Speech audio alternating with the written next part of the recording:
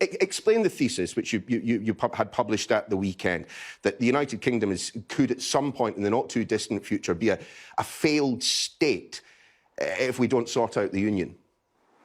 Yeah, I want a reformed state, not a failed state. But if Scotland secedes, of course, the United Kingdom will cease to exist in its present form. But what I'm really saying is there is dissatisfaction, not just in Scotland, but right round the regions, Wales, Northern Ireland. People don't feel that over the virus, over the lockdowns, over the quarantines, over the business support, people in the regions don't feel they've been properly consulted or listened to. There's been very little coordination between the centre and the regions and nations.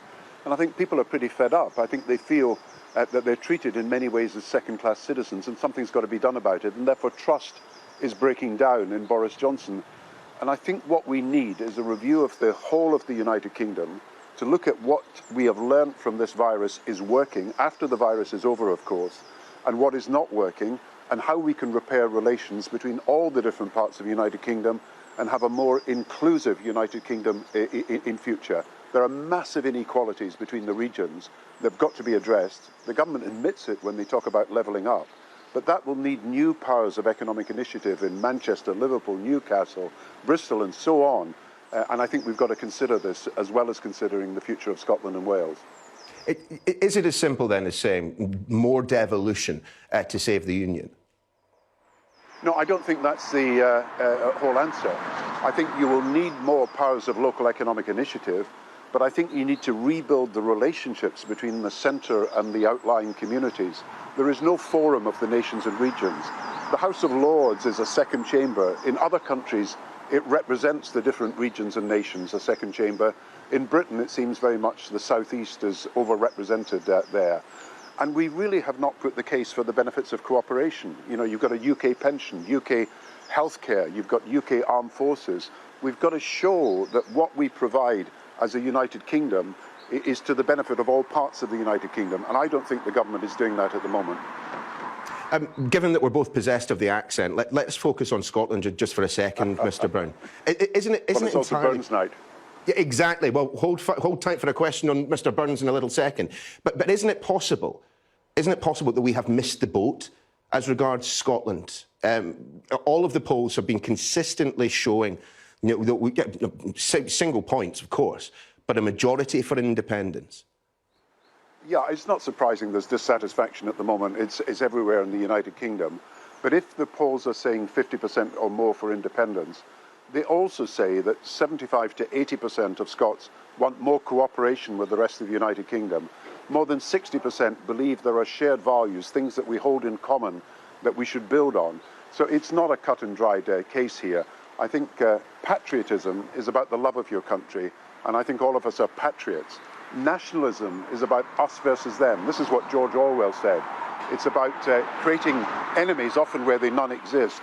And I think nationalism, in the Scottish National Party's view, is us, the Scots, versus the British or the rest of Britain. And that's really not the way that we can actually build for the future in an interdependent world, where over the vaccination, over testing, over the economic recovery and the furlough scheme, we have cooperation between the different parts of the United Kingdom and not just everybody going on their own way. But doesn't Nicola Sturgeon have a point when she says, look, if at the next set of Scottish parliamentary elections we return a majority of MPs to the Scottish, MSPs, I should say, to the Scottish Parliament, that there should be a second vote on independence? I mean, no one can vote for the SNP these days without knowing that it is a big priority, if not an overriding priority. But Neil, you could have a referendum if the UK government agrees. That's the legal position. The question is, should you have a referendum, which is your question? We're in the middle of a virus. Lives are being lost. Livelihoods are being lost. We've got a recession on our hands. The country's priorities, the Scottish people's priorities, are not a referendum. They're getting answers on jobs, getting the virus eliminated, getting young people into realistic opportunities for the future, getting the education system sorted out.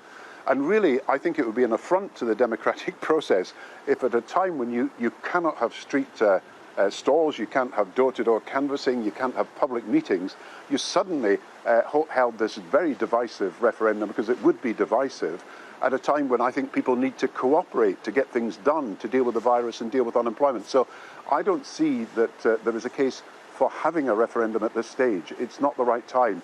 There needs to be a time to heal, and there needs to be a time to reflect and learn the lessons. What went wrong during this pandemic? What went wrong with the economic recovery plan? Why are people so fed up with what actually happened? Can we do something better to govern the United Kingdom in a more sensitive and more efficient way? Sure, but there are plenty of people north of Gretna Green who think back to 2014 and feel that they were, slightly sold a pup. I mean, you back during the referendum campaign said, look, if Scotland votes no, within a year, maybe 2 years, we'll be as close to a federal state as possible. That didn't happen. And there are people who feel... I actually say that, Neil. Neil, I didn't actually say... What I said was there are huge benefits from sharing across the United Kingdom. That's why we have a UK pension that everybody gets. That's why we have a minimum wage that everybody enjoys. That's why we've got a health service that's properly funded by UK, not Scottish or English or Welsh, UK taxation. And I was putting the case for pooling our resources and sharing them, and that we had so much in common that in a modern, interdependent, integrated world, interconnected world, the idea of just splitting apart did not make sense. That was the major argument I put, and it's still relevant now. We need, as we found in the virus, if we hadn't cooperated on vaccines, it would have been very difficult. If we hadn't cooperated on the furlough scheme, some regions, some nations would have lost out entirely. You've got to have a basis of cooperation in the modern world, and that's my argument against independence. Sure, but I'll quote back to you because plenty of people have sent it to me this morning. This is what you did say. We're going to be within a year or two or as close to a federal state as you can be in a country where one nation is 85% of the population. The vow and other questions that were raised during the first independence referendum campaign, people feel that they were being deceived. But Neil, look at the small print. The vow was actually delivered. There were more powers for the Scottish Parliament. It can create a tax if it needs to get resources for the services it wants to do. It can deliver forms of social security that it wasn't able to deliver before. The relationships between Scotland and the United Kingdom were changed as a result of the Scotland Act. Now, we've got to learn lessons about what happened and what needs to be done in future, but nobody can say that the vow was not delivered. The Scotland Act was delivered. It's just that the Scottish National Party never believed that the vow was enough. They want independence. They want separation. They want to break away from the whole of the United Kingdom. They want to end the political union. They now want a Scottish currency. They want to be in the European single market and the European customs union, even if you're not in the British single market and the British customs union. They want a completely different policy from the one I advocated, but I believe that the measures that I recommended in 2014 were delivered in the Scotland Act, but of course we now need to do more. Of course, as you mentioned a little bit earlier in our conversation, it is Burns Night this evening. As someone who grew up round the corner from Burns Cottage, I have consumed more Burns prose than anyone that I know. I'm just wondering what your favourite verse might be. Well, there are so many. There are his love songs, and of course he knew a lot about that because of his personal relationships. But there's also what he said about internationalism. Burns was a great internationalist. You cannot pigeonhole him as a sort of narrow nationalist. He was a great internationalist, and he wanted people all the world over to come together. And that was, I think, the great legacy he left us, that you could be in Ayrshire and you could be a farmer, but you could see that the whole of the world could be united and could come together.